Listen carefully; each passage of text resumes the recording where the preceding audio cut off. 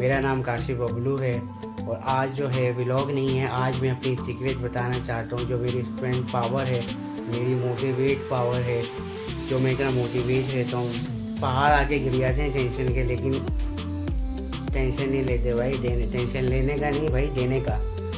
तो वो सीक्रेट ये है कि मेरे एक्स्ट्रा सपोर्टिव पेरेंट्स, मुझे एक्स्ट्रा सपोर्ट मिलती है अपने वालिदैन से, और मेरा एक दोस्त जुबैर बाबा, सही है, मेरा एक दोस्त जुबैर बाबा जो एक खुद इतनी बड़ी मिसाल है मोटिवेशनल पर्सनैलिटी की कि जिसकी कोई हद नहीं।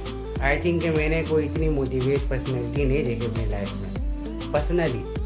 और वो हमारे चाइल्डहुड के फ्रेंड्स हैं। हम क्लास फेल होते थे, 6th क्लास से लेकर 9th क्लास तक के हमारा सफ़र था। तो मेरे अंदर कभी भी यहाँ वहाँ कहीं दिमाग में कहीं कोई भी मोटिवेशन की कहीं ज़रूरत पड़ती है तो मैं उनके पास चले जाता हूँ। तो आज मैं सोच रहा हूँ कि आप लोगों को भी मिलवाऊँ, कि लोग हज़ारों मुझसे लोग पूछते हैं कि भाई क्या कहते हैं, आपको हमने कभी सेज फेस के साथ नहीं देखा। तो मैं बोलता हूँ कि भाई जिसके पास ऐसा दोस्त हो वो कभी भी सेज फेस के साथ नहीं रह सकता, हमेशा स्माइल फेस होगा उसके पास। तो आइए आप लोगों की मुलाकात करवाते हैं जुबैर बाबा से, चलें आए।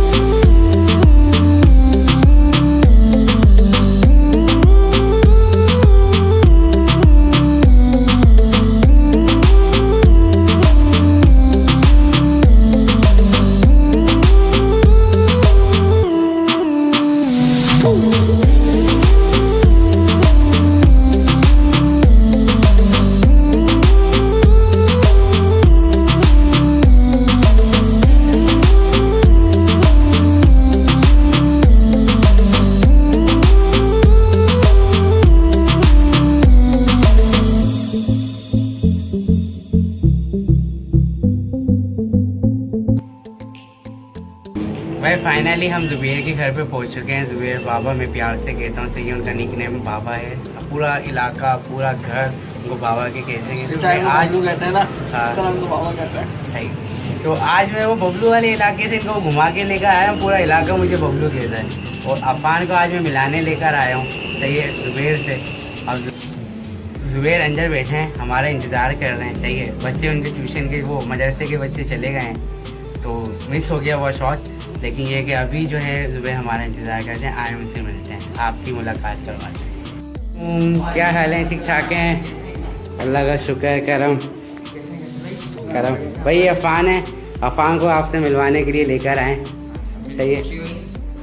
तो मकसद था कहते जुबैर के स्टोरी बनाने का, यह है कि जुबैर की लाइफ स्टोरी देख के लोग जो हिम्मत हार चुके हैं वो मोटिवेट हों। क्योंकि मैं एक कहते हैं नॉर्मल पर्सनैलिटी होते हुए भी इनसे मोटिवेट होता हूँ।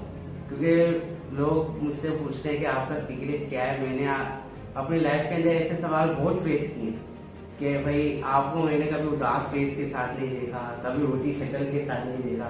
भाई वो मेन सीक्रेट जो है ना वो ये बनता है कि अगर आप ये स्टोरी देख रहे हैं, तो अगर आप इनकी लाइफ स्टाइल देखेंगे तो आपको पता चल जाएगा ये कितनी मोटिवेट पर्सनैलिटी है। अल्लाह ताला ने अपनी आजमाइश में रख के इतनी हिम्मत दी कि ये इतना काम कर रहे हैं। तो ये एक अनफॉर्चुनेटली अचानक एक नॉर्मल स्कूल का दिन था। मेरे ख्याल से आई थिंक 9th क्लास में थे हम। जी हाँ, 9th क्लास था।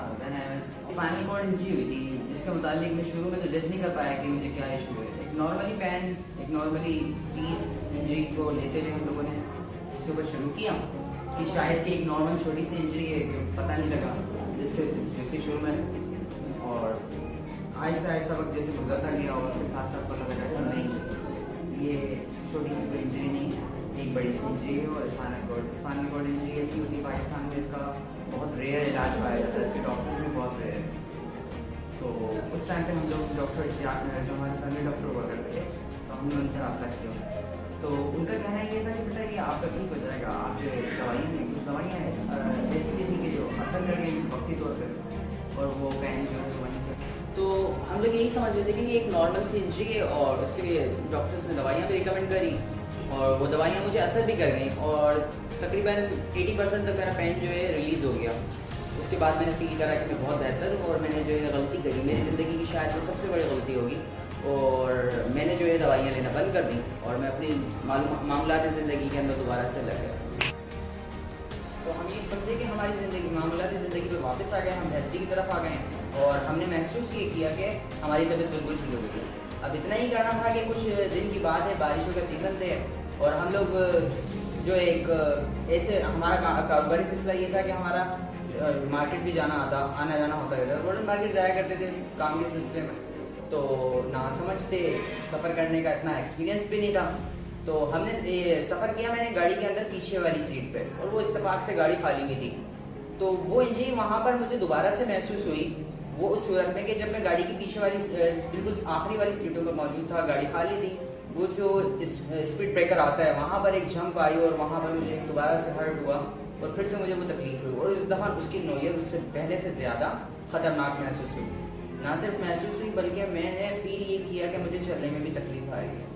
वालिद साहब और भाइयों ने मुझ पर तवज्जो देना शुरू कर दी उसी वक्त से और फिर मुझे हॉस्पिटल की तरफ ले जाने का उन्होंने प्लान किया।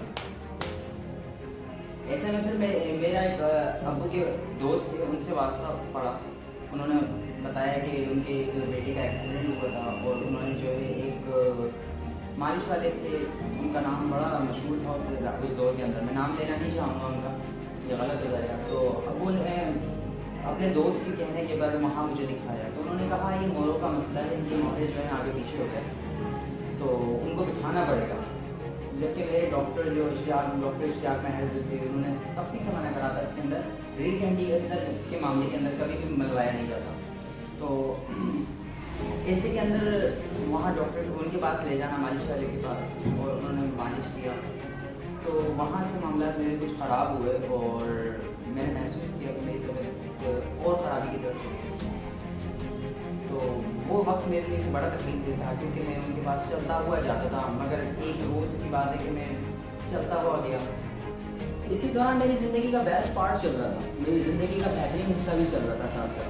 हमारे घर की सबसे पहली शादी यानी कि फैसल भाई की शादी करीब थी और वो वक्त मेरे लिए सबसे मेमोरेबल है।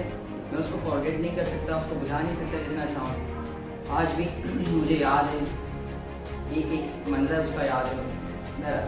वो शादी को हम जैसे जैसे इंजॉय कर रहे थे, मेरी तबीयत भी दिन ब दिन ख़राब होती चली जा रही थी। सबकी तवज्जो शादी में भी थी, मुझ पर भी थी। डॉक्टर्स ने ये भी कह रखा था कि तुमको आराम की मुकम्मल ज़रूरत है और हमने अभी तक डॉक्टर्स को ये नहीं बताया था कि हम एक मालिशी के पास जाकर अपने आप को और ख़राबी की तरफ ढाल सकें। ये वक्त था, एक दौर था जो गुजर गया। बहरहाल आगे का कुछ ऐसा हुआ कि फिर हम जब इस शादी से फारिग हुए तो डॉक्टर्स ने ये कहा कि फ़ौरन से हमें एडमिट कर दिया जाए। वो दौर था 2007, 28 अप्रैल 2007 को मेरा फर्स्ट ऑपरेशन था जो कि डॉक्टर की हिदायत के मुताबिक था। उन्होंने कहा था कि आपके स्पाइनल कॉर्ड के अंदर जो एक बॉन्ड है, ज़ख़म है, इंजरी है आपको जो वो ख़राब होती चली जा रही है और अल्लाह ना करे कि मुस्तक़बिल के अंदर वो आपको कैंसर की भी बीमारी में मुब्तला हो सकते हैं आप, तो इसलिए आपको वो जो है ऑपरेट कराना बहुत ज़रूरी है। ऐसे में मैं ऑपरेट कराने के लिए आमादा था क्योंकि मैं चाहता था अपने आप को, 17 साल का बच्चा वो तो अपने आप को ज़्यादा ही शेयर महसूस करता है एक आम बंदे से जो कि अंडर 30 चल रहा हो या 30 में हो। तो 17 थे हम लोग, बिल्कुल टीन एज में थे, तो फ़ौरन से मैंने हामी भरी कि मैं कराने को तैयार हूँ। डॉक्टर्स भी थे, डॉक्टर शाहिद थे, बड़े अच्छे थे, बड़ा अच्छा अखलाक था उनका, बहुत अच्छा हमारे साथ उनके मामलात रहे, मगर खोनी को कौन डाल सकता है।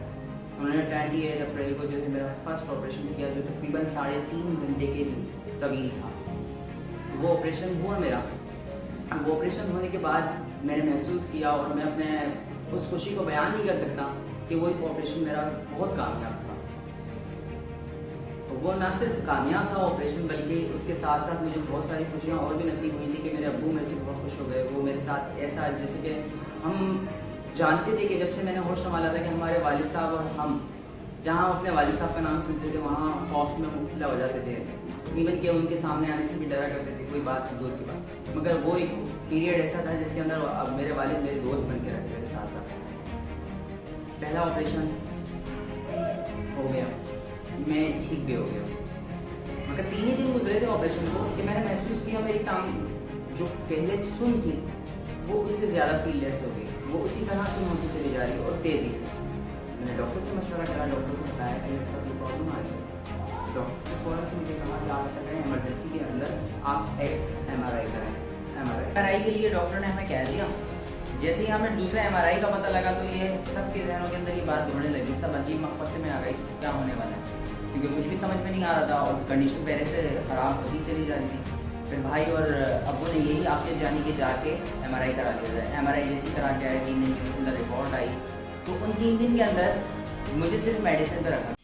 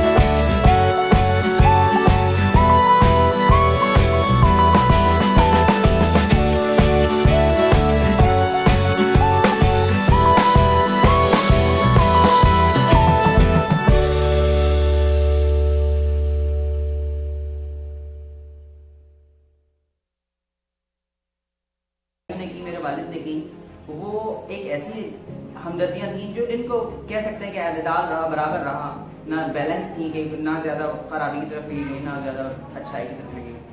मगर फिर मुझे 1 साल 2 साल मुसलसल इलाज के अंदर चलते रहे।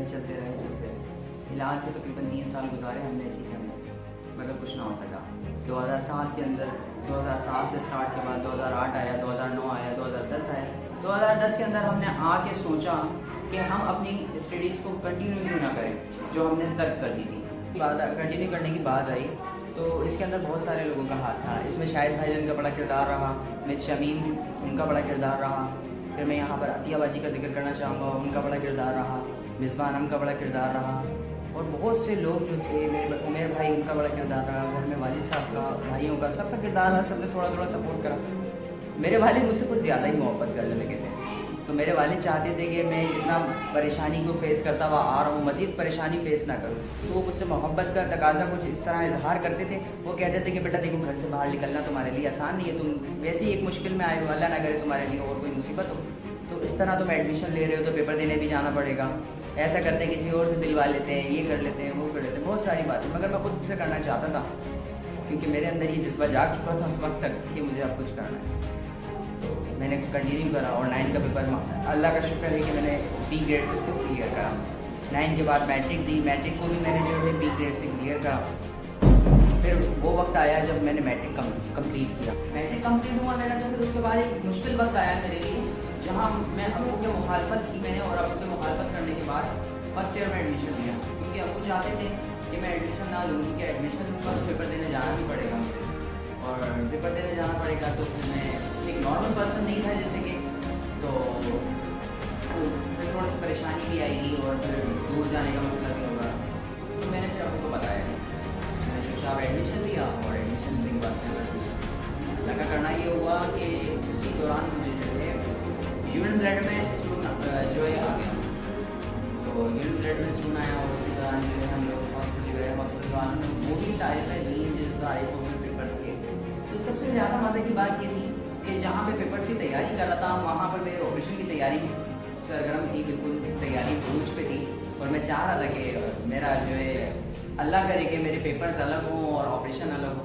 मगर जैसे ही एडमिट कार्ड हाथ में आया तो ये बात मेरे लिए एक हैरान कुन थी कि जिस दिन मेरा ऑपरेशन था उस दिन मेरा इंग्लिश का फर्स्ट ईयर का पेपर भी था। तो अच्छा लगा कि एक ही साथ अब दो मामला कैसे निपटाएंगे। डॉक्टर से रुजू किया, डॉक्टर साहब ने ये मुझे कहा कि आप जो है पहले ऐसा करें और पेपर दें। मगर मेरा जज्बा ये था उस वक्त कि मैं पेपर भी दूंगा और ऑपरेशन भी करा दूंगा। मैं सुबह जल्दी पहुँच गया हॉस्पिटल। डॉक्टर्स ने मुझे रिकमेंड करा कि बेटा छोटा ऑपरेशन है मगर फिर भी आपको जो है एक ही काम कर सकते हैं। मैंने कहा डॉक्टर साहब मैं सामान लेकर आया हूँ, यहीं से वापसी पे पेपर दूंगा, घर चले जाऊँ, ऐसा नहीं हो सकता। जबकि मैं रिकवरी भी कर गया था, मैं बिल्कुल होश में था, सब कुछ ठीक था, मगर मैं इंग्लिश का पेपर फर्स्ट ईयर में नहीं दे सका, जो कि मैंने सेकेंड ईयर में बाद में। तो वो एक वक्त था जहाँ पर मुझे अब्बू से छुप के काम करना पड़ा। और फिर उसके बाद ये भी परेशानी आ गई, या ये कह लें कि आजमाइश आ गई कि पेपर उसी दिन जिस दिन मेरा ऑपरेशन। तो ये फिर उस वक्त अब्बू का डर था। जब मेरा रिजल्ट आया फर्स्ट ईयर का तो मैं बहुत खुश था। माँ सिवाय इंग्लिश के मेरे तमाम पेपर क्लियर थे और अल्हम्दुलिल्लाह अच्छे क्लियर थे। फिर उसके बाद मैंने और कोशिश करी सेकेंड ईयर की फॉर्म भर लिया। और फिर एक वक्त आया कि जब मैंने सोचा कि अब पढ़ना ही नहीं और भी कुछ करना चाहिए, क्योंकि पढ़ाई के लिए भी आपको पता है दौरे हाजिर के अंदर अखराजात होते हैं। फिर मैंने सोचा कि भाई अब कुछ अर्निंग भी करनी चाहिए, पढ़ाई तो हो रही है, साथ और भी कुछ करना चाहिए, एक्टिविटी होनी चाहिए। पूरा दिन फालतू बैठने से अच्छा है कुछ हो जाए। फिर ऐसे में मैं घर से बाहर निकला, मैंने अपने दोस्त से रब्ता किया। मैंने कहा कि जुनैद नाम है उसका, जॉनी उसको प्यार से कहते हैं। मैंने उससे रब्ता किया, उससे मशवरा किया क्या करना चाहिए। तो उसने मुझे फ़ौरन से छुट्टी कहा कि ज़ुबैर आपको जो है ना कॉल सेंटर में करना चाहिए, वो जो जॉब आपके लिए सूटेबल होगी। तो मैंने बोला ठीक है। उस टाइम में मैं लैंग्वेज नहीं किया हुआ था और लैंग्वेज के मुतालिक इतना जानता भी नहीं था। तो उन्होंने कहा कि ऐसा करो आप फ़ौरन से लैंग्वेज करो, उसके बाद मैं आपको जो है कॉल सेंटर में करवा देता हूँ। अब लैंग्वेज के लिए मैं अपने ही इलाके में एक बहुत दूर अपने इलाके से जाना पड़ा। अपने इलाके में कोई ऐसा लैंग्वेज का निज़ाम था नहीं, यहाँ पर कोचिंग इतना अच्छा कि वहाँ जाऊँ। मैं दूर गया, वहाँ पर देखा, मुझे सेटिस्फाई नहीं हुआ। फिर मैं दूसरी जगह गया। मैं एक ऐसे मौसम के पास गया जिनका जो मेरे सिर्फ मौसम ही नहीं बल्कि उनका नाम है ऐसा मौसम। मैं उनके पास गया और उन्होंने कहा कि वो हमारे बचपन के दोस्त ही हैं। तो उन्होंने कहा कि ज़ुबैर ठीक है आपकी लैंग्वेज हो जाएगी, मगर आप ऐसे में उसके साथ वो क्या करेंगे। मैंने बोला ऐसे में मैं कुछ भी नहीं कर रहा। उन्होंने कहा मुझे एक बंदा रिक्वायर्ड है जो मेरे कोचिंग के अंदर, जो मेरे सेंटर के अंदर एडमिनिस्ट्रेशन के इंतज़ाम को देखे, तो आप उसके लिए सूटेड है, तो आप यहाँ पर पढ़ें भी और पढ़ाएँ भी। मेरे टीचिंग एरिया का स्टार्ट वहीं से होता है कि जब मैंने सर मौसम के साथ जाके अपने काम को स्टार्ट करा। मैं खुद भी चाहता था कि कहीं कहीं मसरूफ़ हो जाऊँ, मगर ये वक्त भी मेरे लिए थोड़ा सा अजीब और मुश्किल था, क्योंकि ये काम भी मैंने अब्बू की ज़रूरत के बिना ही किया था, जैसे कि मैंने इंटर किया। अब ये एक तरफ डर था कि अब्बू को इल्म ना हो जाए, और दूसरी तरफ ये था कि अल्लाह ना करे रास्ते में कोई हादसा पेश आ जाए। तकरीबन 3 से 4 मिनट का बाइक के ऊपर सफ़र करके रोज़ाना जाना और रोज़ाना आना आसान नहीं था, मगर शुरू किया, अल्लाह का शुक्र है एक अच्छा काम रहा। फिर इसमें अब्बू को इल्म हो गया और अब्बू ने जाने से इनकार कर दिया। तो वो वक्त भी थोड़ा अजीब था, परेशान कुन था मेरे लिए, क्योंकि एक दफ़ा बंदा जब बाहर निकलना शुरू कर दे और उसके बाद घर में बैठने की नौबत आ जाए तो वो ज़्यादा तकलीफ होता है उससे कि जो आप पहले वक्त गुजार रहे हैं। तो उस सूरत के अंदर मुझे भाई लोगों ने सपोर्ट किया, फैसल भाई, नवीद भाई, जुनैद भाई, तमाम लोगों ने कहा ऐसा करें, आप जाएँ, आपको घर बैठने की ज़रूरत नहीं है, आप जाएँ और करें, अब्बू को इंशाल्लाह ख़बर नहीं होने देंगे। और ऐसे ही हुआ कि काफ़ी अर्से तक खबर ना हुई। फिर कुछ स्टूडेंट्स हैं जो अचानक से किसी दिन दुकान पे पहुंच गए, शॉप पहुंच गए, उससे बात हुई तो कहा कि आप सर जुबैर के वालिद ही हैं ना? बोला कौन सर जुबैर? अब्बू ने सवाल किया, सवाली अंदाज में उनसे पूछा, तो अब्बू ने उनसे कहा कि उसे जिक्र करा कि आप सर जुबैर के वालिद हैं ना? तो अब्बू ने पूछा कि कौन सर जुबैर? तो उन्होंने कहा वो हमारे कोचिंग में होते हैं, ऑफिस में बैठते हैं, मेरी चेयर पर बैठते हैं। तो उस दिन अब्बू को फिर से खबर लग गई। और फिर जब मैं घर पहुंचा तो उससे पहले फैसल भाई का फ़ोन आ चुका था कि ऐसा ऐसा हुआ है। बाबा, मुझे बाबा भी कहते हैं प्यार से, मेरी नानी ने इनाम रखा था। तो मुझे फ़ोन करके कहा कि बाबा ऐसा ऐसा हुआ है, अब तुम ऐसा करो, कोई प्लान सोच लो। मैंने प्लान क्या सोचना था, मैंने प्रिटेंड किया कि मैं सो रहा हूँ और सोता रहा और सुबह भी देर से उठा। तो अब्बू ने बोला कि खैरियत तो है, इतना क्यों सो रहा है? तो फिर 1-2 दिन बाद जिक्र निकला और फिर मगर अब्बू को ये एहसास हो चुका था कि वो जो कर रहा है वो ठीक कर रहा है। फिर मुझे सबसे बड़ी भाभी ने मुझे बड़ा सपोर्ट किया, फिर मेरी वालदा ने सपोर्ट करा, मेरी बहन मुझे सपोर्ट करती रहती थी। भाइयों की सपोर्ट तो मेरे साथ ही शुरू से। तो ऐसे में काम करने का थोड़ा फिर मज़ा आने लगा, क्योंकि अब्बू ने मुझे फिर तंग, मतलब उस तरह से मुझे तंग नहीं होने दिया जैसे मैं जहनी तौर पर पहले तंग होता था। फिर कुछ भी होने लग गया ऐसा ऐसा। फिर ये 3 साल तक वो सफ़र मेरा जारी रहा। 3 साल तक मैंने सीखा। उसी दौरान में घर पे एक इत्तेफाक से बच्चा आया था मदरसे के लिए, तो वो छोटी बहन ने मना कर दिया कि हम मदरसे नहीं पढ़ाते, ट्यूशन पढ़ाते। एक बच्चा आया मेरे पास मदरसे के लिए जिसका मना कर दिया कि यहाँ भाई जो ट्यूशन पढ़ाते हैं, मदरसा पढ़ाते नहीं हैं। तो वो वक्त था जब वो बच्चा चले गया, तो फिर मैंने उसको वापस बुलवाया। मैंने कहा कि अल्लाह ताला ने मुझ तक ये बच्चा भेज दिया और मेरे पास इस चीज़ का इल्म भी है, तो क्यों ना ये डिलीवर किया जाए, बच्चों में तकसीम किया जाए। तो वो वक्त था कि एक बच्चा आने लगा मेरे पास मदरसे के लिए सिर्फ। फिर आहिस्ता आहिस्ता 2 बच्चे हुए, 3 बच्चे हुए, 4 बच्चे हुए। इस तरह मेरे पास अब तकरीबन 30 या 35 के करीब बच्चे आते हैं जो मदरसा पढ़ते हैं मेरे पास। अब ये मदरसा था, उसके साथ साथ ट्यूशन भी चलता रहा, वहाँ पर भी मैं देखता रहा, कोचिंग के अंदर साथ साथ यहाँ पर भी देखता रहा। अब आज मेरे पास जो है माशाल्लाह तकरीबन ट्यूशन के भी 30 बच्चे तो होंगे जो हर क्लास के मौजूद हैं मेरे पास, हर स्टैंडर्ड में मौजूद हैं। बेस 1 से लेके मैट्रिक तक के बच्चे आते हैं। अब तो अल्लाह का शुक्र है कि फिर मैंने आगे का भी सोच लिया, आगे का भी प्लान है मेरे पास। मगर अब वो वक्त नहीं रहा जो वक्त पहले गुजर चुका है मेरे ऊपर, जो एक मुकम्मल दौर था, जो बिल्कुल नीचे की तरफ जा चुका था मैं, जहाँ मैं अपने आप को भूल चुका था, जहाँ मैं अपनी सलाहियतों से अपने आप से नावाकिफ था, जहाँ मैं ये सोचता था कि ये सिर्फ मेरे साथ ही क्यों हुआ, घर में किसी और के साथ भी तो ये हादसा हो सकता था, किसी और के साथ भी तो ये परेशानी हो सकती थी, मगर नहीं। मैंने समझा है अपने आप।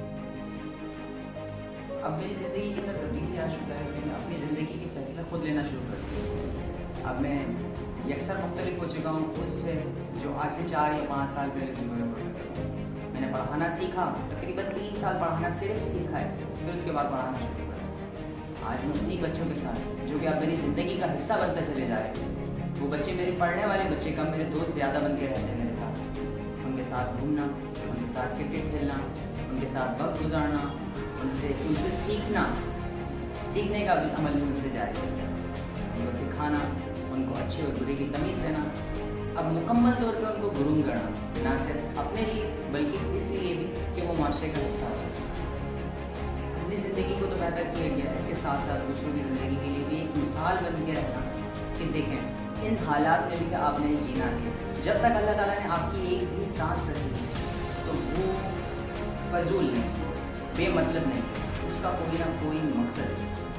अब उसका मकसद क्या है वो आपको खुद तलाश करना होगा। अल्लाह ताला आपसे आपकी आंखें बंद होने से पहले कोई ऐसा काम ले ले जो आपकी आखिरत और दुनिया दोनों संवारने का सबब बने, इससे बेहतर कुछ भी नहीं हो सकता। अब इन तमाम मसरूफियात के बावजूद मैं अपना संडे जो है या तो खाने पीने के लिए बेहतरीन बनाने की कोशिश करता हूँ या फिर कोशिश करता हूँ अपने बच्चों के साथ स्पेंड करूँ। अब उसके अंदर होता ये कि हम लोग सुबह के वक्त निकल जाते हैं संडे के रोज़, या तो क्रिकेट खेलने निकल जाते हैं या फिर कोई और एक्टिविटी कर लेते हैं, मगर हर संडे हम कोई ना कोई एक्टिविटी रखते हैं।